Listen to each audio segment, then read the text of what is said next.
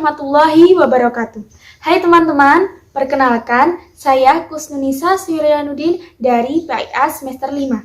Di sini saya akan sedikit menjelaskan mengenai kemunduran dan kehancuran kerajaan Mughal. Sebelumnya, kalian ingat kan kerajaan Mughal itu?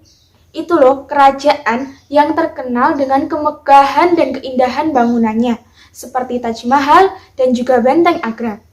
Atau kalau enggak, kalian pasti ingat mengenai kisah cinta Joda Akbar. Hayo, kalian pasti ingat kan? Nah, di sini saya akan menjelaskan mengenai kenapa sih kerajaan Mughal yang terkenal dengan kemegahan dan keindahan bangunannya tersebut bisa mengalami kemunduran bahkan kehancuran. Langsung aja yuk, kita simak penjelasannya berikut ini.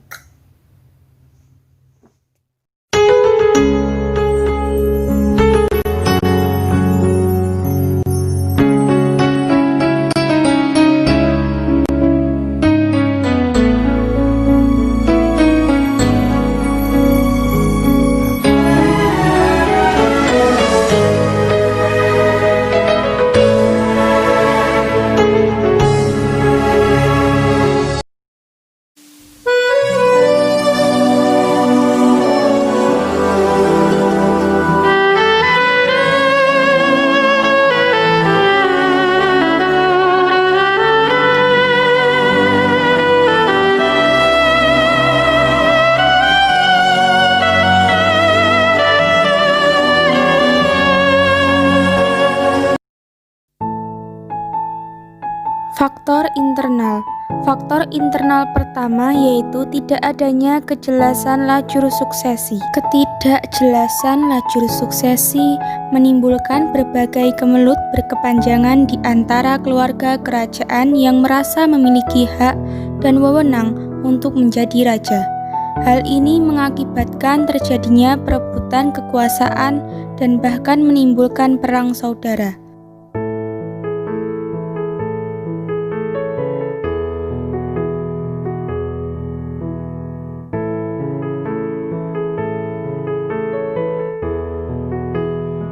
Faktor internal kedua adalah lemahnya para pewaris tahta kerajaan.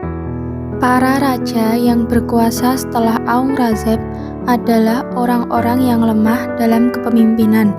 Hal ini dibuktikan dari 29 sultan yang berkuasa di Mughal, hanya beberapa saja yang mampu bertahan lebih dari 20 tahun memerintah, sedangkan lainnya hanya berkuasa dalam waktu singkat, bahkan ada yang hanya beberapa bulan.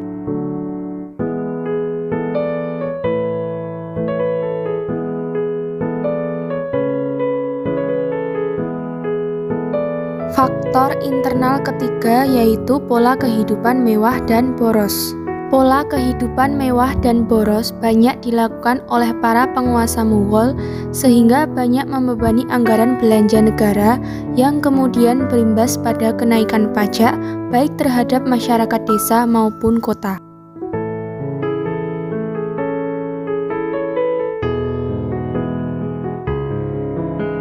Faktor internal keempat yaitu kebijakan Puritanisme. Kebijakan ini dilakukan oleh Aurangzeb dengan cara pengislaman orang-orang Hindu secara paksa dan penyerangan terhadap praktek sosial keagamaan yang dikembangkan oleh masyarakat Hindu.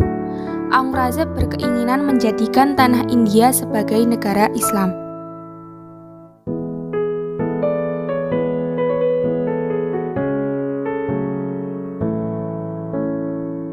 Faktor internal kelima yaitu pemaksaan ajaran Syiah.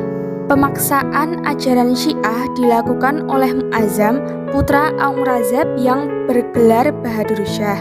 Pemaksaan ini bertentangan dengan kebijakan Sultan Mughal terdahulu yang mana bermazhab Sunni.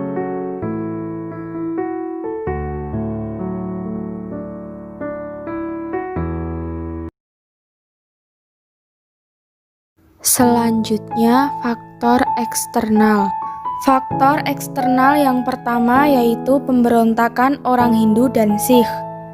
Pemberontakan ini terjadi akibat dari kebijakan politik dan ekonomi yang diterapkan oleh penguasa Mughal, seperti Puritanisme dan pungutan pajak yang sangat besar pada rakyat. Pemberontakan ini menyebabkan banyak wilayah-wilayah kekuasaan Mughal yang melepaskan diri dari Mughal dan cenderung memperkuat posisi pemerintahan masing-masing. Faktor eksternal yang kedua yaitu serangan Nadir Shah. Serangan ini dilatar belakangi karena Nadir Shah menganggap bahwa kerajaan Mughal sangat banyak memberikan bantuan pada pemberontak Afgan di Persia dan memberikan perlindungan pada pelarian-pelarian politik. Serangan ini terjadi pada masa pemerintahan Muhammad Shah. Muhammad Shah tidak dapat bertahan dan mengaku tunduk pada Nadir Shah. Ia kembali berkuasa di Delhi setelah memberikan berbagai upeti kepada Nadir Shah sebagai syarat perlindungan dan pengampunan. Faktor eksternal yang ketiga yaitu serangan Ahmad Khan Durrani. Serangan ini mengakibatkan Mughal menjadi kerajaan boneka di bawah kekuasaan Ahmad Khan Durrani dari Afgan. Meskipun Shah Alam selaku Raja Mughal ketika itu masih diizinkan untuk memakai gelar Sultan.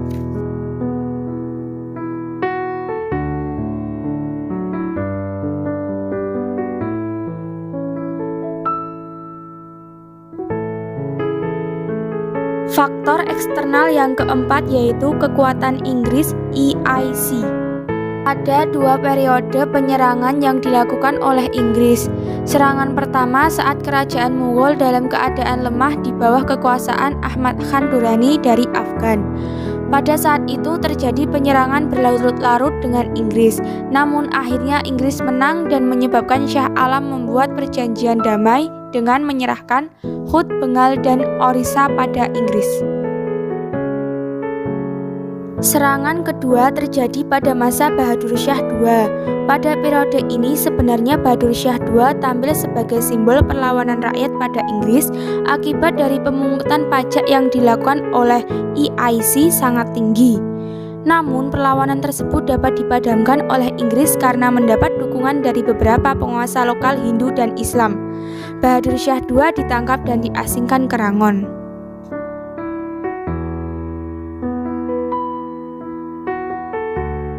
Sejak penangkapan Bahadur Shah tersebut, berakhirlah sejarah kekuasaan dinasti Mughal di tanah India, dan tinggallah umat Islam yang harus berjuang mempertahankan eksistensi mereka.